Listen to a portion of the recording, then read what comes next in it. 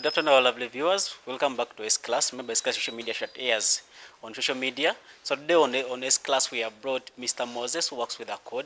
He's going to tell us briefly about himself. Remember, ACORD is working on a project. It's called Peace Building, and very many people have been gaining information about peace. But Mr. Moses is going to tell us more about the project and what they have achieved. Why are they involving young people so much? Mr. Moses, briefly tell us about yourself. Okay, good morning, ladies and gentlemen. My name is Moses Mugabi. I work with an organization called ACORD Uganda. ACORD is Agency for Cooperation and Research and Development. I work as a program development coordinator, doing a number of things and also coordinating this project, which is harnessing the youth's potential for sustaining peace in Uganda. That's the title of the project, and if we go by the word harnessing is like getting something valuable from somewhere. So we believe that the youth have a potential, have the energy to participate in peace building activities in Uganda, but they don't have the platform to enable them show their energy. So this project is basically trying to bring out the youth wherever they are, from the informal sector, from the ghettos, and also from the formal sector in the universities, to bring them up on the platform where they are able to show their energy and their capacity to participate in bringing peaceful coexistence in their countries. Why are we focusing on the youth? The youth have been, can I call it, misrepresented by themselves, of course, but also by other people that interact with them. The youth have been seen in so many, can I call it, pictures or sectors. There are those who are called, you know, that word bayaye. They are unemployed. They are rolly, you know, some of those things. And because of that, they have been manipulated to perform a number of aspects that lead them into violence. For instance, it's the youth that you find on the streets burning tires because one of their candidates has not gone through.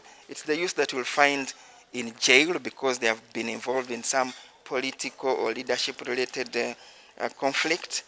And it's the youth that, you know, if you can look at the cultural aspects also, if you remember the Uganda incident where the king was supposed to go somewhere, who were involved? It was the youth. So they are easily mobilized because of their situation. They are unemployed. Some of them are low. The education level is low, or literacy level, if I can say. So because of all those factors, the manipulation, the low income, the unemployment, and the marginalization, if I can put it that way, it makes them vulnerable to participation in conflict. So this project looks at all those vulnerabilities and then sensitizes the youth that, yes, in spite of all these vulnerabilities, you have the capacity to promote peace in your societies, to promote peace in the country as a whole. So we try to start from their individual perceptions. One is peace begins with me, and that's our slogan. So we try to show them that, yes, before you transfer the peace to another society or to another community or to another person, you have to be peaceful at first.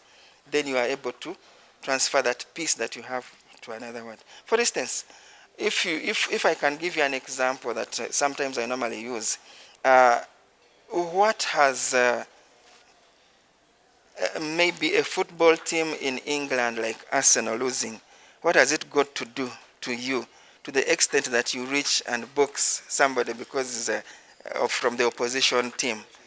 Definitely that means that you don't have the peace to control yourself, that yes, I've lost, but then life goes on. And if you say our slogans, our campaigns, we are also saying that no matter what happened in the elections, if you have seen our billboards now, Uganda is for us all. So let's put the past behind, those things that bring conflict to us, and then we move on.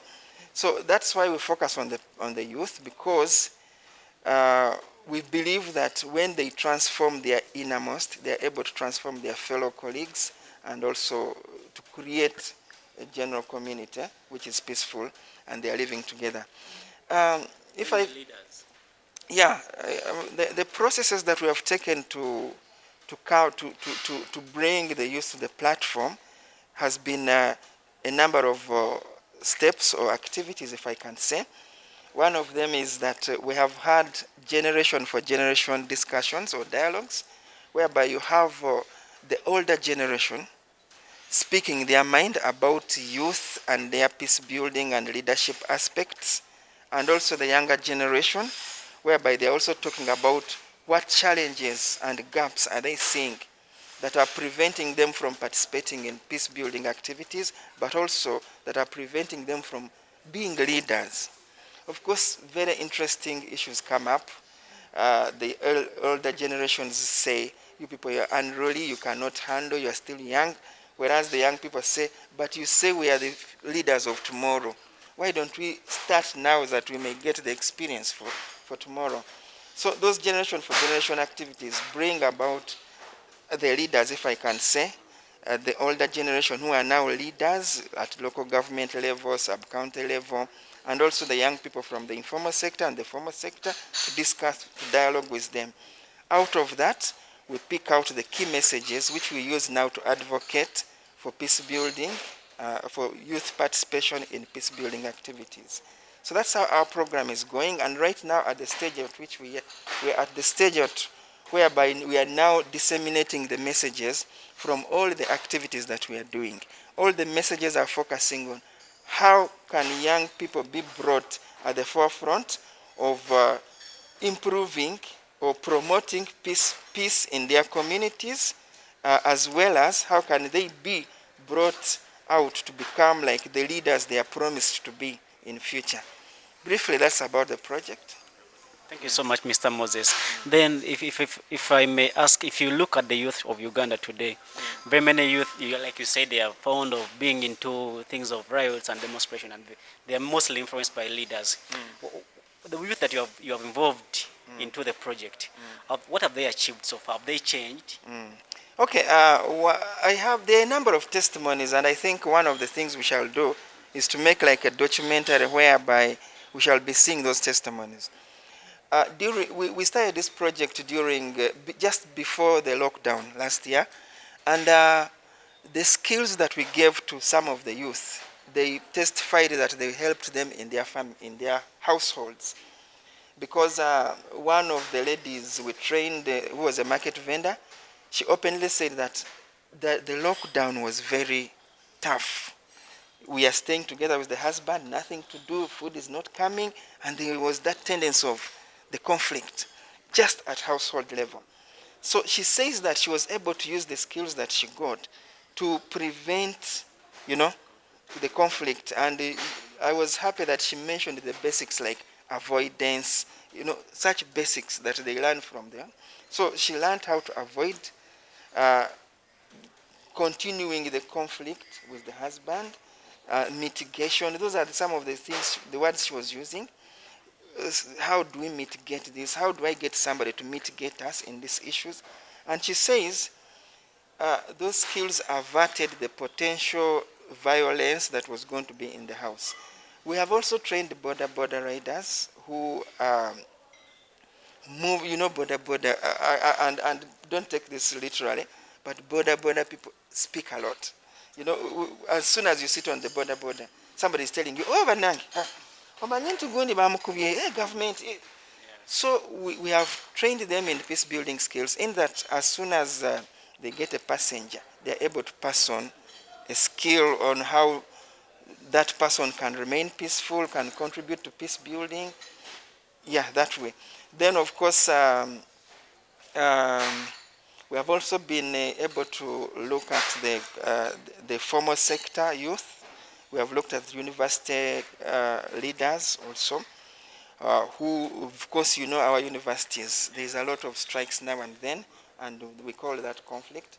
So we have also given them some skills to be able to, in case a situation of conflict where it will involve a strike comes, they are able to analyze it in a way that we taught them and see whether it requires demonstration, it requires issues of violence or breaking windows and so on, or does it require some other action like sitting together and agreeing, yeah, this is your point of view, this is our point of view, why don't we do ABCD? Briefly, that is it. Yeah, I can go on and on and on. Okay, thank you so much, Mr. Moses. That has been Mr. Moses. Like I told, he said that peace begins with you as an individual. Then it can go to someone else. You don't need to violate anyone's right or beat anyone, because you want to show that you are superior. But you need to respect each other, in that peace starts with you as an individual. So we are going to be here. We are at Eureka Hotel. We have a dialogue between different parties, and ACORD hosted us here at S class. We are going to be interviewing very many people, even young people, market vendors, to have their view about peace and why have they decided to involve themselves into peace building. So thank you so much. Keep watching us on this class. See you.